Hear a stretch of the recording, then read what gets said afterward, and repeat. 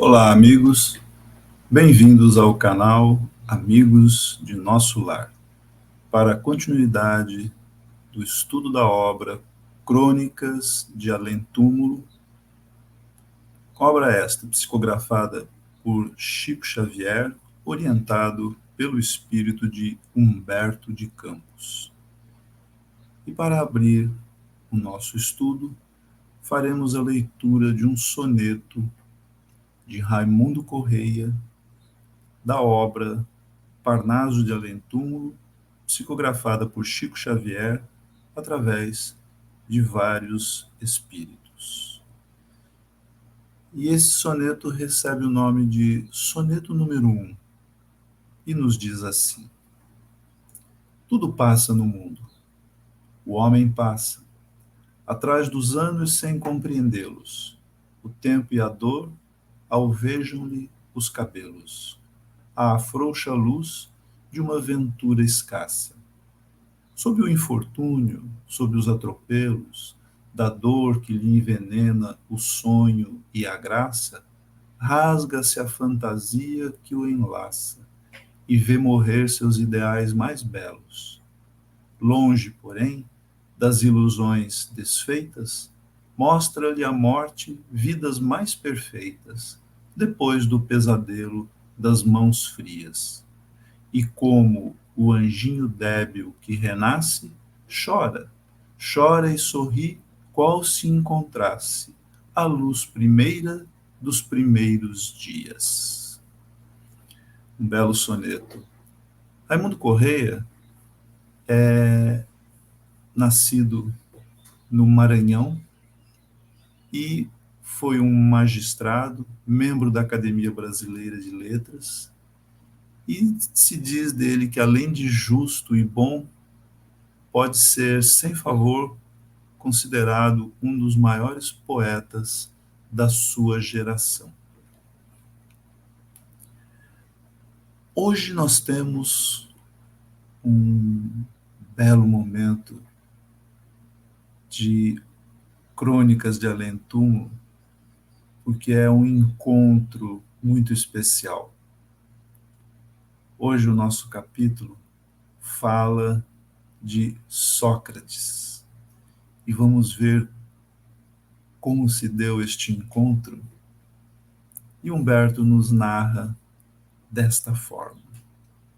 Foi no Instituto Celeste de Pitágoras que vim encontrar, nestes últimos tempos, a figura veneranda de Sócrates, o ilustre filho de Sofrônisco e Fenareta.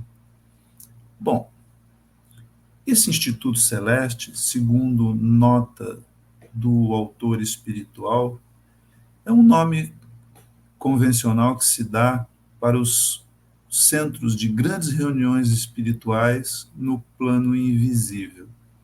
Então, ele encontrou Sócrates no Instituto Celeste de Pitágoras.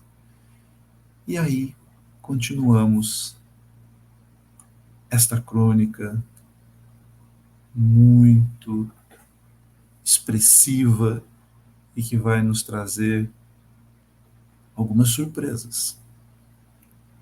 A reunião neste castelo luminoso dos planos erráticos era, nesse dia, dedicada a todos os estudiosos vindos da terra longínqua. A paisagem exterior, formada na base de substâncias imponderáveis para as ciências terrestres da atualidade, recordava a antiga Hélade, cheia de aromas, sonoridades e melodias.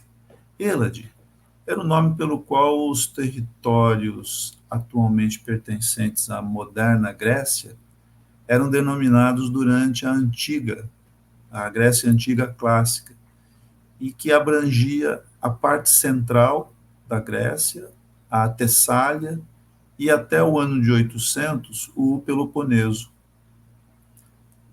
Essa Hélade foi fundada no final mais ou menos do século VII e sobreviveu até o final do século XI. Continua Humberto.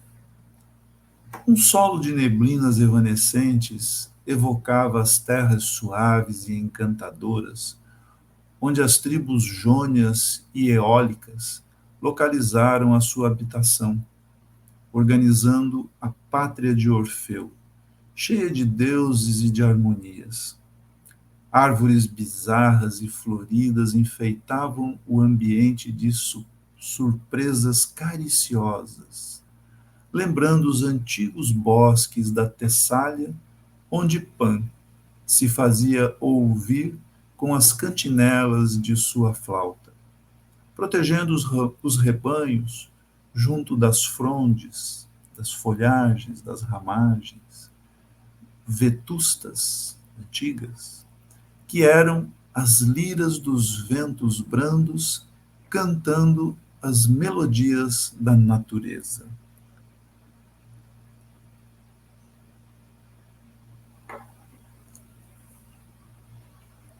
O palácio consagrado a Pitágoras tinha aspecto de severa beleza, com suas colunas gregas à maneira das maravilhosas edificações da gloriosa Atenas do passado. Lá dentro, agasalhava-se toda uma multidão de espíritos ávidos da palavra esclarecida do grande mestre, que os cidadãos atenienses haviam condenado à morte. 399 anos antes de Jesus Cristo. Lembrando que Sócrates foi condenado, e nós vamos entender um pouquinho hoje dessa condenação, que para nós é absurda, mas nós vamos ver nas palavras do próprio Sócrates o grande significado.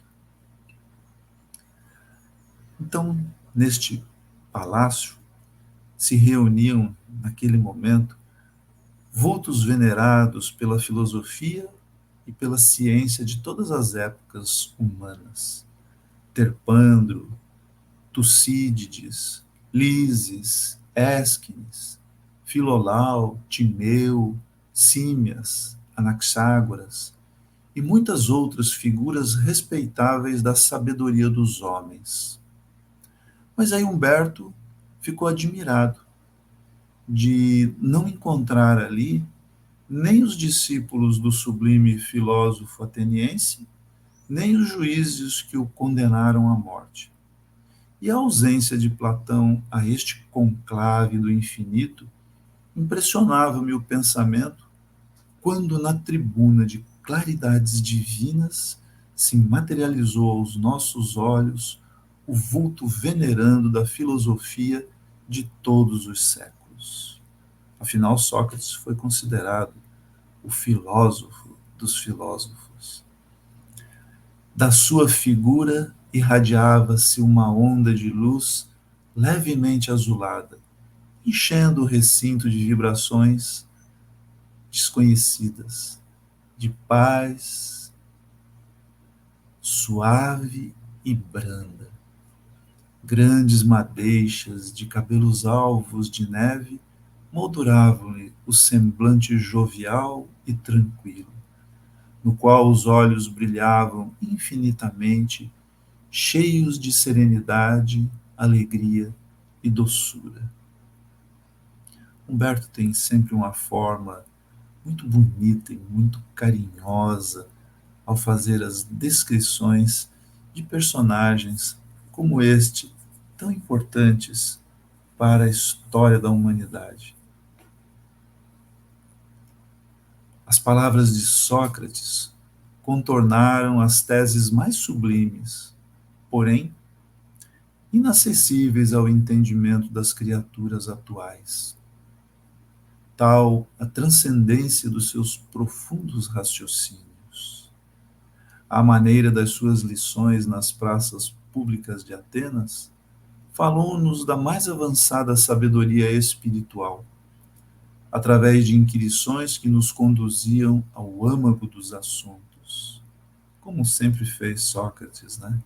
Usando a maêutica, respondia as perguntas com outras perguntas que demonstravam às pessoas que o conhecimento já estava dentro delas, mas que elas precisavam acessar este conhecimento. Um ensinamento que o Espiritismo nos traz, nos mostrando da nossa bagagem consciencial, de que, como somos a somatória das nossas existências físicas que são solidárias, o nosso espírito imortal alberga todo este conhecimento que nós vamos adquirindo nesta sequência de etapas encarnatórias. E ele continua, então, nos dizendo: discorreu sobre a liberdade dos seres nos planos divinos que constituem a sua atual morada e sobre os grandes conhecimentos que esperam a humanidade terrestre no seu futuro espiritual.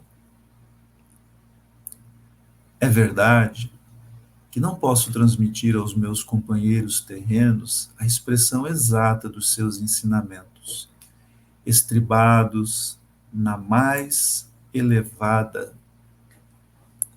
das justiças, levando-se em conta a grandeza dos seus conceitos, incompreensíveis para as ideologias das pátrias no mundo atual, mas, ansioso de oferecer uma palavra do grande mestre do passado aos meus irmãos, não mais pelas vísceras do corpo, e sim pelos laços afetivos da alma, atrevi-me a abordá-lo.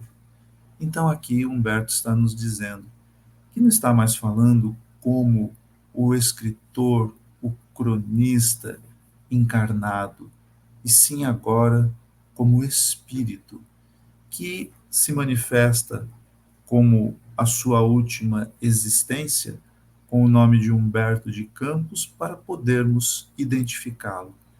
Mas que agora ele quer trazer algo que seja afetivo da alma, quer dizer, que encante os nossos espíritos, mesmo sabendo das nossas limitações, como ele descreveu antes, dos ensinamentos trazidos por este grande pensador e filósofo que esteve entre nós, mas que, como destaca Humberto, ainda não é compreendido, porque Sócrates, já naquele momento, e a gente observa muito bem isso no prefácio, na introdução do livro O Evangelho segundo o Espiritismo e em O Livro dos Espíritos, quando nos traz ali Allan Kardec os pensamentos de Sócrates e de Platão, mostrando ali já o início desta compreensão do mundo espiritual. Então, Humberto aborda Sócrates para uma conversa, que inicia assim: Mestre, disse eu, venho recentemente da terra distante, para onde encontro possibilidade de mandar o vosso pensamento. Desejarias enviar para o mundo as vossas mensagens benevolentes e sábias? Vamos atentar muito neste diálogo, porque ele vai nos trazer muitas advertências e, ao mesmo tempo, quem sabe, clarear para os nossos pensamentos. Sócrates respondeu: seria inútil. E essa resposta foi feita de forma bondosa. Os homens da terra, continua Sócrates, ainda não se reconheceram a si mesmos.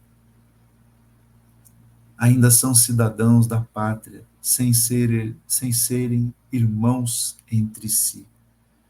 Marcham uns contra os outros ao som de músicas guerreiras e sob a proteção de estandartes que os desunem, aniquilando-lhes os mais nobres sentimentos de humanidade.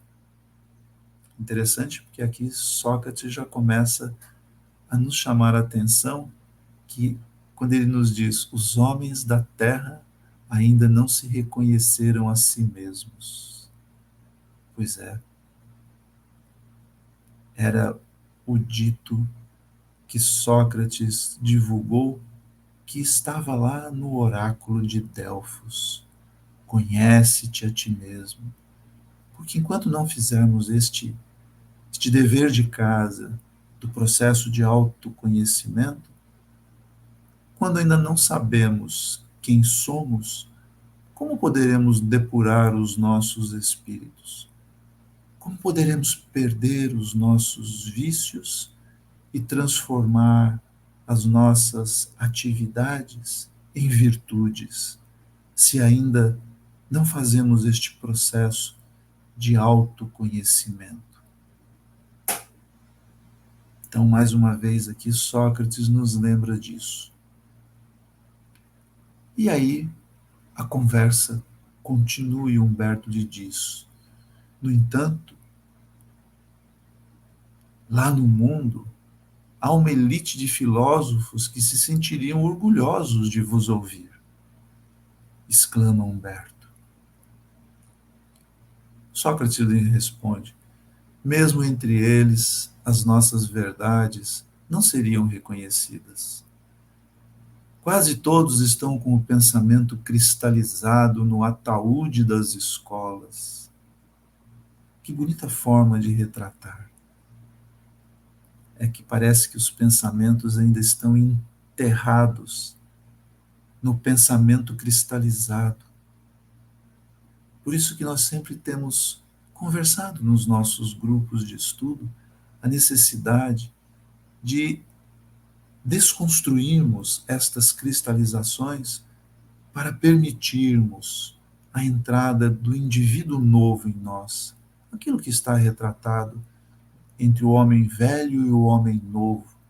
Este homem novo, ou que podemos dizer indivíduo novo, pessoa nova, é apenas a retirada das ideias pré-concebidas, dessas cristalizações de que fala Sócrates, para que possamos renovar, refazer nossos caminhos e, desta forma, desenvolver as nossas virtudes. E ele continua: para todos os espíritos, o progresso reside na experiência. Para todos os espíritos, o progresso reside na experiência. A história não vos fala do suicídio orgulhoso de Empédocles de Agrigento, nas lavas do Etna, para proporcionar aos seus contemporâneos a falsa impressão de sua ascensão para os céus? Quase todos os estudiosos da Terra são assim. O mal de todos é o enfatuado convencimento de sabedoria. Ah, a nossa pretensão. Sócrates está nos dizendo que quando achamos que sabemos, é quando estamos nos perdendo. Por isso, esse velho ensinamento, mas que parece que nós ainda não o observamos com toda a profundidade, quando o filósofo estava junto de outro companheiro e ouviu do oráculo de Delfos que ele era o maior sábio da sua época. E ele não se conformou com isso. E saiu conversando com todos a respeito da sabedoria. E aí descobriu que ele era o maior sábio porque ele sabia o quanto não sabia, enquanto que todos os outros se arvoravam de conhecimentos que não tinham. E é interessante porque foi deste momento, destas conversas, que surge a ideia de, dentre uma das situações que foi avaliada, de que Sócrates deveria ser julgado e é julgado de uma forma equivocada e condenado à morte. Por quê? Porque muitos se ofenderam quando perceberam nas perguntas de Sócrates a demonstração do seu não conhecimento. Então é isso, essa, esse falso convencimento de sabedoria. Porque Sócrates foi condenado por coisas absurdas. Uma delas foi essa, das pessoas se sentirem ofendidas por Sócrates as questionar e elas descobrirem que não tinham boas respostas, mas não deram o braço a torcer, quiseram demonstrar um conhecimento que não tinham. O outro foi que ele estava conduzindo de forma equivocada os seus estudantes, aqueles que o seguiam para o aprendizado, e que ele também tinha desprezado os deuses da época. Mas isso nós vamos conversar daqui a pouco. E aí ele continua, né?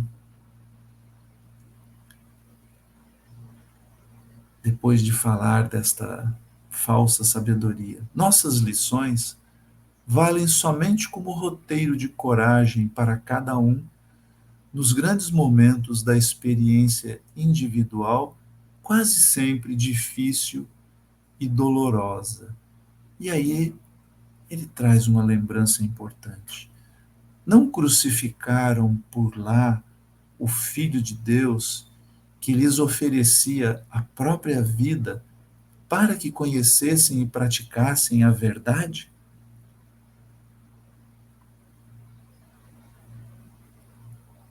Lembrando então todo o nosso desprezo naquele momento da história a que submetemos Jesus, que era a presença do amor entre nós, nos ensinando, pacificando, curando e demonstrando qual o melhor caminho para alcançarmos o reino de Deus em nossos corações. Então vejam que Sócrates é considerado um precursor de Jesus porque falava exatamente isso, do processo de autoconhecimento, porque o reino de Deus, a bondade, as virtudes, têm que estar instaladas em nós. Não é culto externo, não é presença fora, é presença íntima. E quando isso nos transforma, é quando, na expressão de Kardec, nós conseguimos domar as nossas más inclinações. E é por isso que desta forma se conhece o verdadeiro espírita no seu processo de renovação. E Sócrates continua, depois de nos salientar que nós tínhamos crucificado Jesus. O pórtico da Pitonisa de Delfos está cheio de atualidade para o mundo. Nosso projeto de difundir a felicidade na Terra só terá realização quando os espíritos aí encarnados deixarem de ser cidadãos para serem homens conscientes de si mesmos. Então, de novo, conhece-te a ti mesmo. Os estados e as leis são invenções puramente humanas, justificáveis, em virtude da heterogeneidade com respeito à posição evolutiva das criaturas. Quer dizer, por que nós ainda precisamos de leis que nos digam quais são as nossas obrigações, quais são os nossos deveres? Porque somos tão diferentes ainda no nível de conhecimento e na aplicação dos direitos e deveres, que nós só lembramos dos direitos e temos que ser lembrados pela lei para cumprirmos os nossos deveres. É isso que Sócrates está nos dizendo. Não precisariam dessas leis se cada um tivesse acessando na sua consciência a lei divina, que, como nos diz Kardec em O Livro dos Espíritos, é onde está gravada a lei de Deus. Então, se acessássemos estes conhecimentos, não precisaríamos de leis humanas para nos dizer o que é certo e o que é errado. Todos nós já sabemos que é o certo.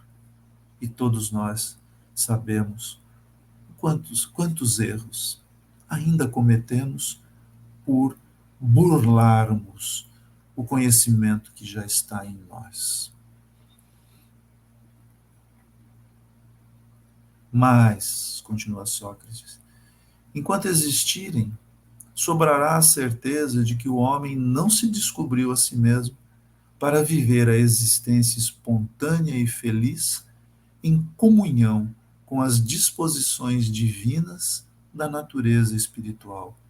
Ah, até quando acreditaremos que temos um espírito e não que somos um espírito que neste momento está vestido por um corpo físico temporário para as suas experiências, como nos diz Sócrates, experiências essas que nos levam ao aprendizado e ao processo de depuração dos nossos espíritos até alcançarmos a plenitude espiritual.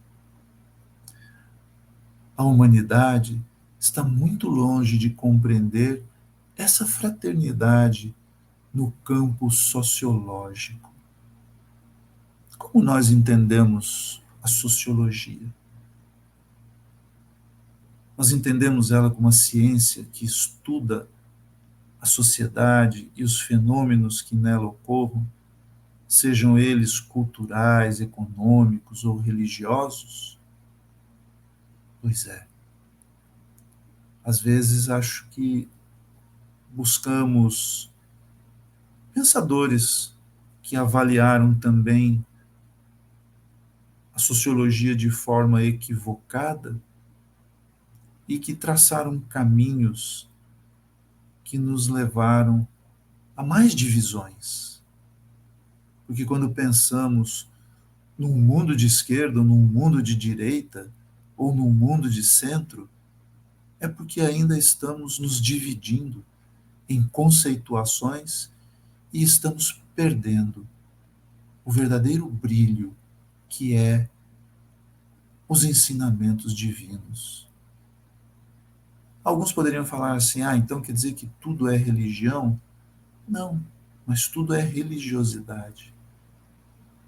A ciência, a filosofia e a moral evangélica que o Espiritismo traz, este tripé, é exatamente o equilíbrio entre todos os conhecimentos para que possamos, através de todos os saberes, avançarmos como espíritos imortais em aprendizado. Por isso todos nós fomos criados simples e ignorantes, para que tivéssemos, através da perfectibilidade, o mérito de alcançarmos o degrau a degrau na subida para a compleição do espírito puro, aquele que fez a sua jornada e alcançou, pela lei de progresso e pela lei do trabalho, um mérito que é destinado a todos nós. E Humberto, então, impressionado com essas respostas, continuou a interrogar o filósofo. Apesar dos milênios decorridos, tendes a exprimir alguma reflexão aos homens quanto à reparação do erro que cometeram, condenando-vos à morte? Olha que resposta surpreendente que Sócrates nos traz. De modo algum, Mélitos e outros acusadores estavam no papel que lhes competia. E a ação que provocaram contra mim nos tribunais atenienses só podia valorizar os princípios da filosofia do bem e da liberdade que as vozes do alto me inspiravam, para que eu fosse um dos colaboradores na obra de quantos precederam no planeta o pensamento e o exemplo vivo de Jesus Cristo. Então, Sócrates aqui está nos dizendo que era aquele o momento do testemunho. Por quê? Porque ele, como tantos pensadores, cada um à sua época, não desdisse as verdades que o alto lhes inspirava. Não se volta contra aquilo que tinha falado simplesmente para contentar aqueles que queriam que a ignorância predominasse, que as sombras ainda controlassem o conhecimento e a condição de liberdade para alcançarmos o progresso através do trabalho. Então, Sócrates aqui nos dá mais um exemplo, mostrando que compreendeu o seu papel naquele momento e, por isso, manteve a verdade que o alto lhe inspirava para que aqueles que o seguiam não se decepcionassem com aquilo que tinham aprendido com ele. E aí ele continua: se me condenaram à morte, os meus juízes estavam igualmente condenados pela natureza. E até hoje, enquanto a criatura humana não se descobrir a si mesmo, os seus destinos e obras serão patrimônios da dor e da morte. Observem quantas vezes, neste pequeno diálogo, Sócrates nos chama a atenção para o processo de autoconhecimento. Por quê? Porque diz que enquanto nós não fizermos isso, estaremos como aqueles juízes que o condenaram. Condenaram de forma equivocada. Por quê?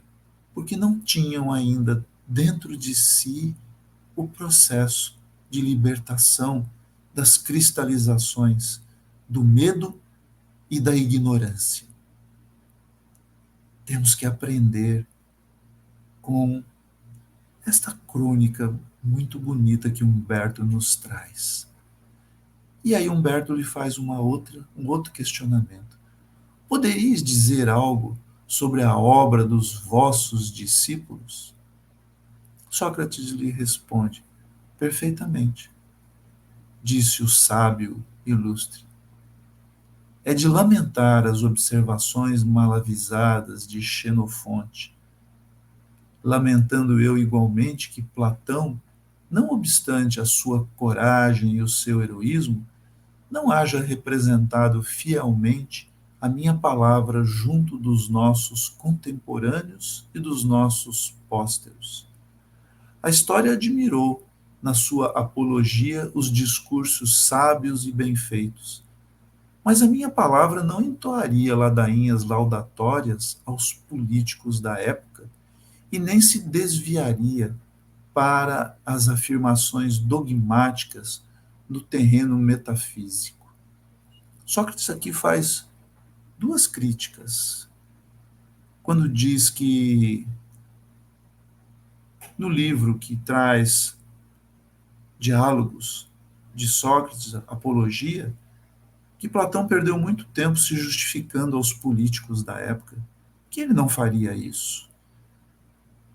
E que aquela afirmação dogmática que ele faz no terreno metafísico, porque Sócrates cria uma teoria, desculpa, Platão cria uma teoria metafísica dualista que vem dizer, dividindo o mundo em duas categorias: o mundo das ideias e das formas, que deveria ser escrito com letra maiúscula, e o mundo sensível, que deveria ser escrito com letra minúscula. E faz uma análise que, como disse Sócrates, é um pouco dogmática, é um pouco pretensiosa. Então ele não aprovou muito isso. E diz por quê. Vivi com a minha verdade para morrer com ela. Louvo, todavia, Antístenes, que falou com mais imparcialidade a meu respeito, de minha personalidade, que sempre se reconheceu insuficiente. Então, Sócrates nunca assumiu essa condição de ser o maior sábio. Ao contrário, sempre demonstrou muita humildade na sua forma de agir. Antístenes, para a gente entender, viveu em Atenas no período de 445 a 365 antes da era cristã. Foi um filósofo grego considerado o fundador da filosofia cínica. Isso é interessante, por isso que eu quis trazer. Aprendeu retórica com Górgias antes de se tornar um discípulo de Sócrates. Mas só que Antístenes era filho de um ateniense com uma escrava trácia, por isso ele não tinha nenhum título, nem o direito de ser de cidadão ateniense. E é engraçado que por isso nenhuma de suas obras sobreviveu, e da sua produção restaram apenas fragmentos. Agora vamos entender o que é isso, a filosofia cínica. O cinismo foi uma corrente filosófica e, como tal, praticada pelos cínicos. Para eles, o propósito da vida era viver na virtude. Olha que coisa bonita. De acordo com a natureza. Como criaturas racionais, as pessoas podem obter felicidade por meio de um treinamento rigoroso e vivendo de uma maneira que seja natural para elas mesmas, rejeitando todos os desejos convencionais de riqueza, poder e fama. Em vez disso, eles deveriam levar uma vida simples, livre das necessidades de posses e até mesmo desrespeitando as convenções sociais, aberta e ironicamente. Então, aquelas convenções sociais que traziam a hipocrisia, traziam esse falso saber, era o que os cínicos deveriam desprezar, desrespeitar. Deveriam viver de forma humilde e sem apego às posses. É interessante porque, por volta do século XIX, a ênfase sobre os aspectos negativos da filosofia cínica levou ao entendimento moderno de cinismo a significar uma disposição de descrença na sinceridade ou bondade das motivações e ações humanas, e como caracterização de pessoas que desprezam as convenções sociais. Elas não desprezavam as convenções sociais, desprezavam aquelas que eram pertinentes àqueles que só pensavam em posses e riquezas. E é interessante, né? Porque essa distorção deste conhecimento nos trouxe um falso, uma falsa interpretação em relação ao cinismo, que hoje a gente tem qual o conceito? Atitude ou caráter de pessoa que revela descaso pelas convenções sociais e pela moral vigente, de uma pessoa que é descarada e impudente. Então, quer dizer, não tem pudor, não tem um, uma atitude coerente para viver em sociedade. Isso aí eu quis trazer este conhecimento para ver como é que nós conseguimos distorcer, às vezes, os conhecimentos no passar dos anos, do tempo. E aí, Kardec, Humberto, continua. Julgáveis então que me abalançasse nos últimos instantes da vida a recomendações no sentido de que se pagasse um galo a Esculápio?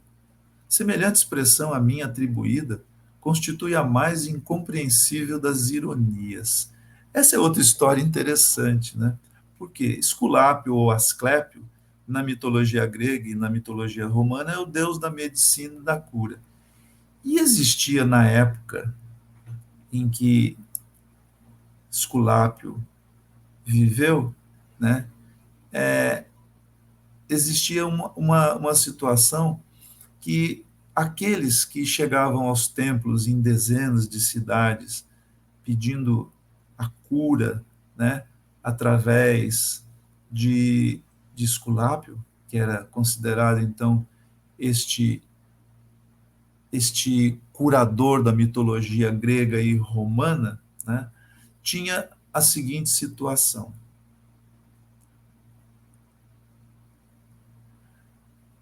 Dizia-se que as práticas ao seu culto, né, na época de Sócrates, e é por isso que teve essa história que Sócrates diz aqui de pagar um galo a Esculápio. O paciente adentrava o templo, se purificava na fonte do santuário e oferecia um sacrifício. Oferendas comuns eram bolos de mel, bolos de queijo e figos. Preces, meditação, o canto de hinos sacros, banhos medicinais, exposição à luz do sol, caminhadas de pés descalços, uma dieta especial, abstinência de sexo e exercícios físicos também eram muitas vezes parte do ritual e do tratamento. À noite, o doente se dirigia a um quarto reservado a fim de dormir e se produzir a encomesis, ou incubação, ou seja, a revelação do Deus em sonhos. Aqui é um Deus com um D minúsculo. O que frequentemente acontecia. O Deus ou aparecia e curava diretamente, ou dava instruções sobre um tratamento específico, o que às vezes acontecia ao longo de vários dias em sonhos diferentes. Os sonhos eram então relatados ao sacerdote, que interpretava ou complementava as instruções. Ocasionalmente, o Deus transformava uma doença séria em outra mais branda e então a deixava ao cuidado dos médicos. Às vezes os sonhos não eram necessários e a cura se efetuava imediatamente. Se a pessoa fosse curada, o costume era agradecer com um novo sacrifício, então geralmente era oferecido um galo ou uma soma em dinheiro. Ou seja, o que Sócrates devia a Esculápio não era uma dívida ordinária, mundana, mas uma forma de oferenda em agradecimento a uma cura alcançada. E a cura que o filósofo julgava ter alcançado era justamente aquela que o permitiria, enfim, viajar para o mundo dos deuses.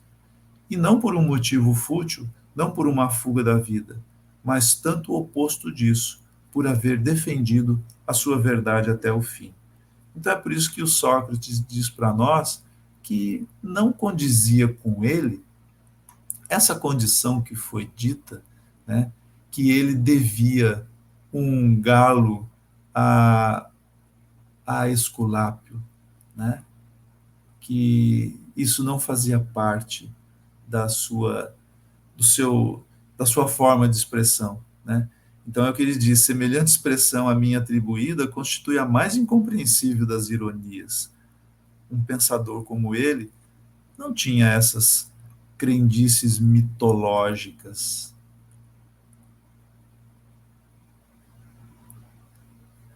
E aí, Humberto continua: mestre, e o mundo? Sócrates lhe responde: o mundo atual é a semente do mundo paradisíaco do futuro. Não tenhais pressa. Mergulhando-me no labirinto da história, parece-me que as lutas de Atenas e Esparta, as glórias do Partenon, os esplendores do século de Péricles, são acontecimentos de há poucos dias. Entretanto, soldados espartanos e atenienses, censores, juízes, tribunais, monumentos políticos da cidade que foi minha pátria, estão hoje reduzidos a um punhado de cinzas. A nossa única realidade é a vida do espírito. Olha o que Sócrates nos reafirma. E aí Humberto pergunta: não vos tentaria alguma missão de amor na face do orbe terrestre, dentro dos grandes objetivos da regeneração humana? Sócrates lhe responde: nossa tarefa, para que os homens se persuadam com respeito à verdade, deve ser toda indireta. O homem terá de realizar-se interiormente pelo trabalho perseverante, sem o que todo o esforço dos mestres não passará do terreno do puro verbalismo. Então, novamente, ele diz: temos que fazer esta viagem interior, Temos que nos conhecer, porque senão não descobriremos essa verdade que Jesus falou que deveríamos conhecer para nos libertarmos. E como se estivesse concentrado em si mesmo, o grande filósofo sentenciou: as criaturas humanas ainda não estão preparadas para o amor e para a liberdade. Durante muitos anos ainda, todos os discípulos da verdade terão de morrer muitas vezes. Então, aqui, Sócrates nos traz um alerta, dizendo que os trabalhadores do bem, aqueles que trazem as verdades do Cristo, ainda encarnarão muitas vezes no nosso planeta para difundir as verdades às quais nós ainda não prestamos atenção. Fazem mais de 2000 anos da passagem do nosso Mestre Jesus e nós ainda estamos como o povo hebreu, andando em círculos no deserto para, quem sabe, em algum momento desta travessia, conseguirmos alcançar a terra prometida. Essa caminhada de 40 anos está caminhando para o seu final, porque afinal de contas estamos em plena transição planetária para encontrarmos no planeta de regeneração, aqueles de nós que continuarmos habitando a Terra como seres imortais, encontrarmos no planeta de regeneração a continuidade do nosso aprendizado, mas já num clima diferente. É por isso que Sócrates nos diz: as criaturas humanas ainda não estão preparadas para o amor e para a liberdade. Ainda veremos muitos discípulos da verdade morrerem, mas só na matéria. Retornarão como outras pessoas, com o mesmo espírito e com o mesmo conhecimento, para continuar difundindo entre nós a verdade que é baseada nas leis divinas que são imutáveis e que nos farão um dia acessar, através do conhecimento e da moral, a condição de entendimento a que os espíritos puros alcançam no dia em que se transformam. E Humberto termina. E enquanto o ilustre sábio ateniense se retirava do recinto junto de Anaxágoras, dei por terminada a preciosa e rara entrevista.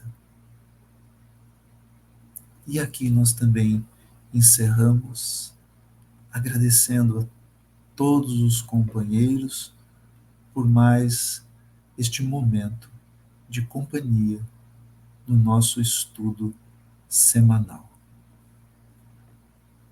Jesus, mestre e amigo,